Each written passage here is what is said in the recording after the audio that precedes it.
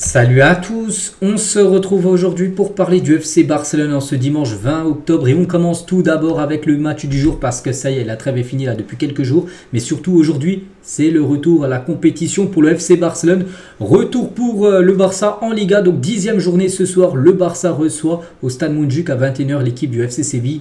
On peut voir l'état de forme des deux équipes. De côté Barça, un petit rappel, parce qu'avec le dernier match, ça avait été une victoire contre Alaves 3-0, ça fait déjà 2 semaines. Bon, le Barça, sur ses 5 derniers matchs, il y a eu 4 victoires, une défaite, ça avait été contre Osasuna, on se souvient. L'équipe avait été très remaniée. Donc, voilà, les 5 derniers matchs, plutôt pas mal, les 4 victoires côté Séville. Donc 5 derniers matchs, il reste sur une victoire contre leur voisin du Betis Séville. Bon, c'était il y a 2 semaines, bien sûr, mais il reste sur 3 victoires.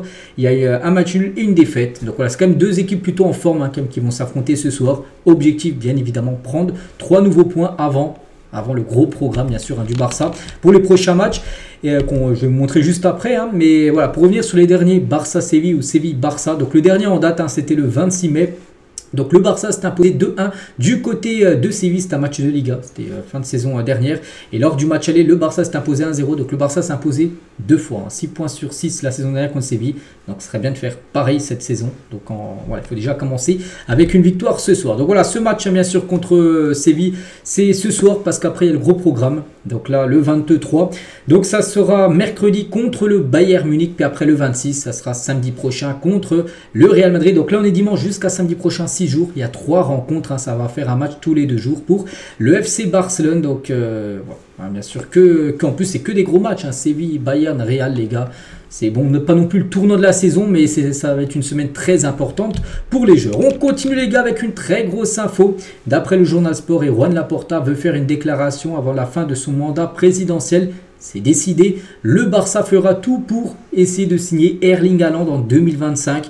Voilà, allez, ça a été retweeté par Barça Universal. Donc voilà, Haaland les gars, on sait, tout le monde connaît bien sûr le joueur, un top buteur. Et voilà, le Barça va tout essayer de faire pour signer bien sûr ce joueur. C'est pas impossible. On sait que le Barça, financièrement, depuis pas mal d'années, même là ça va un petit peu mieux, le Barça était dans le rouge, mais le Barça avec le nouveau contrat qu'ils vont signer avec Nike, ils peuvent faire de gros coups sur le mercato estival 2025. Et voilà, Laporta serait le joueur parfait. Donc le Barça pense pouvoir signer Erling Haaland, car la relation entre son agent et Juan Laporta est très fluide et très bonne. Voilà.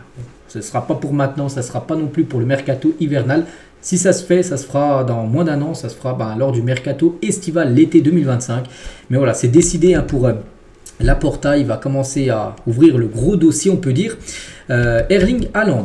Concernant Nico Williams, aussi un joueur peut-être que le Barça essaiera de nouveau de recruter l'été estival 2025. Donc le Barça est toujours ouvert à la signature de Nico Williams tant que les conditions économiques de l'accord ne changent pas. Parce que lui, il a une clause libératoire à 58 millions d'euros. Donc pour le Barça, si ça ne bouge pas cette clause, si elle n'est pas augmentée, et 58 millions d'euros pour le Barça, bon ça n'a pas pu se faire là, parce que c'est aussi le joueur les gars qui avait après réfléchi, qui avait choisi de rester à Bilbao.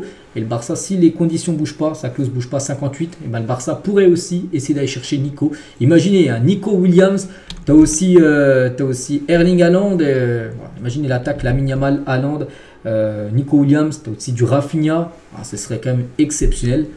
On verra, mais c'est qu'il y a de grandes ambitions sur les futurs mercato du côté du club. Concernant le poste de gardien de but, c'est aussi un poste, c'est qu'on parle beaucoup d'attaquants, tout ça, mais il ne faut pas oublier le poste de gardien de but. Bon, le Barça considère toujours Ter Stegen comme son gardien de but à long terme, mais cela dépendra aussi de la façon dont il récupère et revient de sa blessure, parce qu'il a blessé jusqu'à normalement fin de saison. On ne sait pas s'il reviendra jouer quelques matchs avant la fin de saison, mais ouais, il va louper toute la saison et après on verra en gros. Tout ça serait étudié parce qu'à la fin de saison, le Barça analysera le poste de gardien de but en tenant compte aussi des situations de Ter Stegen, de Snedzi. S'il fait une grosse saison, peut-être le Barça lui proposera de prolonger une année. S'il est plutôt moyen, après ça sera fini, son contrat, il retournera en retraite. Inaki Peña aussi, qu'est-ce qu'il faut faire avec ce gardien qui aurait pu gauler beaucoup cette saison, mais Snedzi est arrivé et il va lui prendre sa place. Et Diego Kochen, qui est le gardien de l'équipe B, mais voilà, lui que ce sera peut-être un gardien pour le futur. Mais voilà, tout sera étudié concernant le poste de gardien de but, là en fin de saison. Et il y a des noms aussi de gardiens qui pourraient débarquer au club, comme Diogo Costa. J'ai souvent entendu parler de ce gardien de l'équipe de Porto, je crois, qui est très apprécié du côté du club. On peut voir Juan Garcia, Alvaro Valles, Bart Verbruggen, je ne connais pas trop ce gardien, et Mio Bako, je ne connais pas non plus ce gardien qui doit gauler, c'est en bas à droite, c'est au Werder. Voilà, des noms de gardiens, je pense que le plus fiable reste comme Diogo Costa. On continue avec le légendaire Andrés Iniesta. Il a fait une interview voilà, sur le Barça, sur tout ça et sur sa retraite qu'il a reprise, c'était la semaine dernière. Ce que fait Lamine Yamal n'est pas normal. Ah oui, c'est pas normal ce qu'il fait à 17 ans. L'enjeu, c'est que tout ce qui entoure Lamine doit le soutenir pour que sa croissance se poursuive chaque année. Chaque année, il devra se surpasser et faire toujours plus parce que maintenant, il y a beaucoup d'attentes autour de Lamine Yamal, donc voilà, il devra à chaque fois se surpasser pour faire mieux que dans le passé. Voilà, Lamine. Toujours avec Iniesta, la Masia, donc il a une quantité plutôt de travail impressionnante, une qualité aussi. Chaque fois que ce club a eu besoin de l'académie, il a toujours répondu, présent avec des pépites qui sont sorties. Je vois toujours le Barça avoir les bases pour gagner des titres. Les choses se font très bien cette saison, avec ce début de saison réussi, avec toutes les victoires qu'il y a. C'est pour ça qu'il faut confirmer ce soir contre Séville. Iniesta tient sur l'entourage de Lamine Yamal, doit le guider dans cette évolution. Il a 17 ans, il a toute sa carrière devant lui et ce qu'il doit faire, c'est continuer à en profiter avec la même joie et la même liberté que s'il jouait dans la cour d'école, bien sûr, avec cette insouciance qu'il a. Voilà, Lamine Yamal quand il joue, bien sûr. Donc il y a une quantité impressionnante de travail derrière la Masia, c'est l'académie numéro 1 au monde. Il y a eu des moments où il semble que personne s'élève, mais c'est toujours le cas. Ce qui se passe maintenant est incroyable avec 5 ou 6 joueurs qui ont le niveau requis de la Masia pour jouer encore en équipe première. Une chose ne change pas, chaque fois que le Barça a eu besoin de l'académie répond toujours présent. On cherchait, je dis, les meilleurs joueurs. Ce que j'aime le plus chez Pedri, c'est son naturel et sa simplicité, avec la difficulté de jouer simple, comment il se déplace et comment il comprend le jeu. C'est naturel pour lui et le démontre déjà ce niveau de jeu depuis un certain temps. Voilà, il y en a beaucoup qui disent que Pedri, en gros, c'est le futur Iniesta. Souvent ils sont comparés, bon, pas par rapport à leur look, mais par rapport à leur façon de jouer. C'est que c'est le nouveau Iniesta, on peut dire, à Pedri. Le Barça se porte très bien. J'espère que nous resterons les mêmes pour qu'en avril ou mai, nous puissions parler de gagner des titres. La Liga, je pense, c'est l'objectif numéro 1 du club. Voilà, peut-être, je sais pas, la Ligue des Champions. On ne sait pas où le Barça en sera au mois d'avril-mai. On n'en sait rien, mais voilà, il espère que le Barça concourra le maximum de trophées possibles pour cette saison. Gérer le Barça à l'avenir serait un énorme défi, s'il venait à devenir entraîneur, parce que maintenant, on sait, il va passer ses diplômes d'entraîneur. Iniesta et son but est un jour coacher bien sûr le FC Barcelone, comme ont pu le faire Guardiola, Luis Enrique ou même Xavi, son copain. Quel t-shirt vos enfants demandent-ils, quel maillot du Barça? Donc Lamine bien sûr, Polo demande Daniel Mo aussi, Ansu et Pedri, mais voilà surtout le maillot de Lamine Yamal qui veulent, les fils on peut dire. Et filles de Iniesta. Un entraîneur doit s'entourer de personnes fortes pour l'aider. Voilà. Et voilà, en quelques déclarations d'Iniesta. Il y a Iniesta avec le Barça au fil des ans. Lors de sa première année, j'arrive plus trop à voir c'est quelle année. Bref, au fil des ans, où tout le temps il a pu évoluer bien sûr du côté du club, cette légende bien sûr, Andrés Iniesta. On va parler d'un ancien joueur, bon pas aussi connu qu'Iniesta, il n'a peut-être pas apporté autant, mais ça a été un très bon joueur, c'est Eric Abidal. Après la victoire de l'Ajax sur le Real Madrid en Ligue des Champions, de nombreux grands clubs voulaient Frenkie de Jong.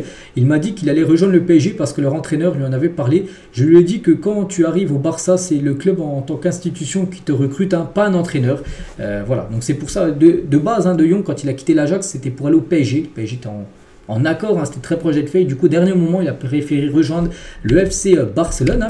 Eric Abidal, il parle également de Lamine Yamal est devenu le joueur que tout le monde connaît. Mais ce qui me surprend, c'est que la Masia produit des joueurs comme lui du jour au lendemain. C'est pas le premier qui sort comme ça. Il y a eu Messi à l'époque, puis même il y a eu tellement de talent. Comme Iniesta, comme voilà, tous ces joueurs qui sont sortis bien sûr de la Masia, qui est peut-être, oui, certainement le meilleur centre de formation du monde.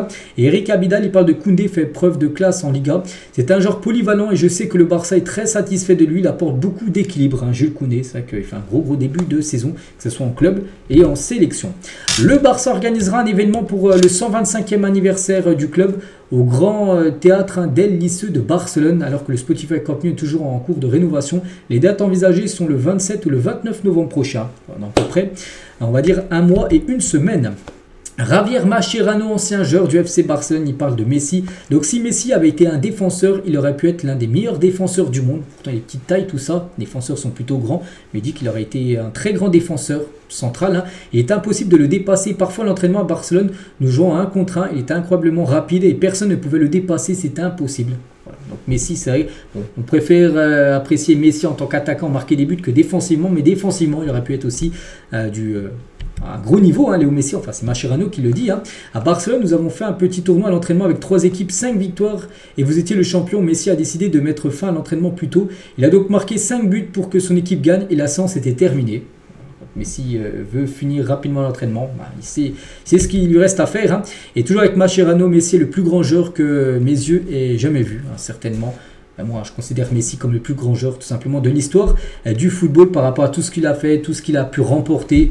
C'est quand même exceptionnel sa carrière. Et on va parler d'un ancien joueur également hein, du Barça, c'est qu'on a parlé de Mascherano, de Messi, on parlait tout à l'heure d'Abidal, tout ça. Et bien lui aussi les gars, Ronaldinho qui a joué aussi au Barça.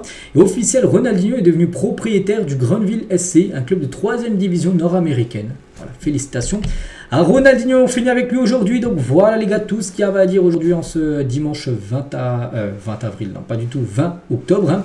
Donc nous on se retrouve demain, bien sûr, on fera le débrief de cette rencontre ce soir, hein, bien sûr, contre le FC Séville. Je vous souhaite une très bonne journée et à demain.